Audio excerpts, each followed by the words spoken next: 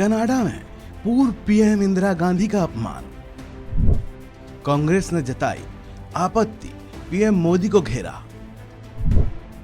मोदी के मंत्रियों ने भी दिया कांग्रेस का साथ। भारत की पूर्व प्रधानमंत्री इंदिरा गांधी की हत्या को लेकर कनाडा से जश्न मनाए जाने की तस्वीरें सामने आई हैं। कनाडा में खालिस्तान समर्थकों की उस वक्त एक और शर्मनाक हरकत सामने आई जब एक जुलूस में पूर्व प्रधानमंत्री इंदिरा गांधी की हत्या पर जश्न मनाने की एक झांकी भी निकाली गई। इसको लेकर भारत ने कड़ी आपत्ति जताई है।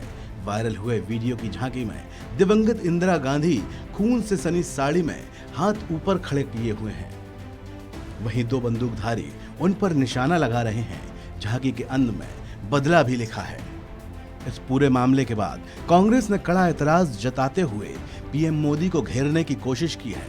कांग्रेस प्रवक्ता रणदीप सुरजेवाला ने कहा है कि इंदिरा जी के अपमान पर पीएम चुप हैं। हर चीज को राजनीतिक नजरिए से देखना बंद करें। देश का दुर्भाग्य है कि देश की पूर्व प्रधानमंत्री श्रीमती इंदिरा गांधी जी को लेकर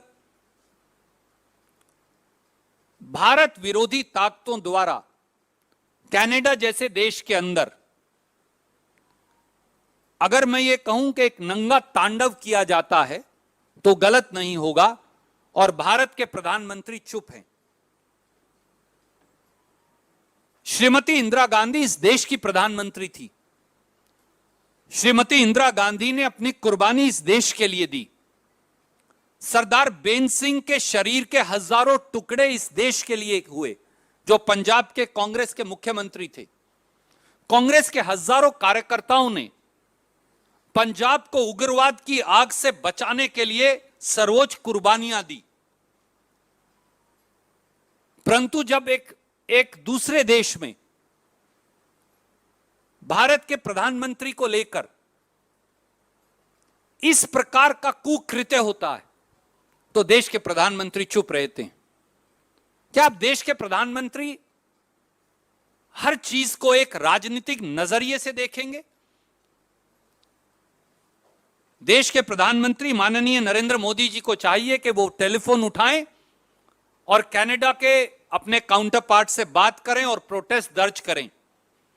विदेश मंत्रालय को कनाडा के जो एम्बेसडर हैं हिंदुस्तान में, उनको बुलाकर अपना प्रोटेस्ट लॉन्च करना चाहिए और स्पष्ट शब्दों में, वो कनाडा हो, जर्मनी हो या दूसरा कोई देश हो, जहां भारत विरोधी गतिविधियां होंगी जिनका सीधा असर पंजाब की शांति पर पड़ता है, उनके खिलाफ कार्रवाई होनी चाहिए और उन देशों को स्पष्ट तौर से कह देना चाहिए कि भारत विरोधी गतिविधियां जो फॉरेन सॉइल पर होती हैं उन्हें कभी स्वीकार नहीं करेगा। सिर्फ कांग्रेस ही नहीं बल्कि पीएम मोदी के मंत्रियों ने भी इस मामले में कांग्रेस का साथ दिया है।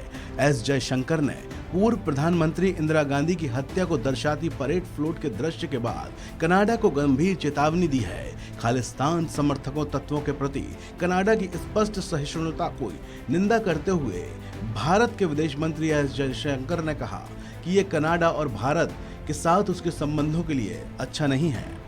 This float issue used, let me actually answer it because I think there's a bigger issue involved, and the bigger issue involved is really the space that Canada has continuously and frankly towards we are at a loss to understand, other than the requirements of vote bank politics, why anybody would do this.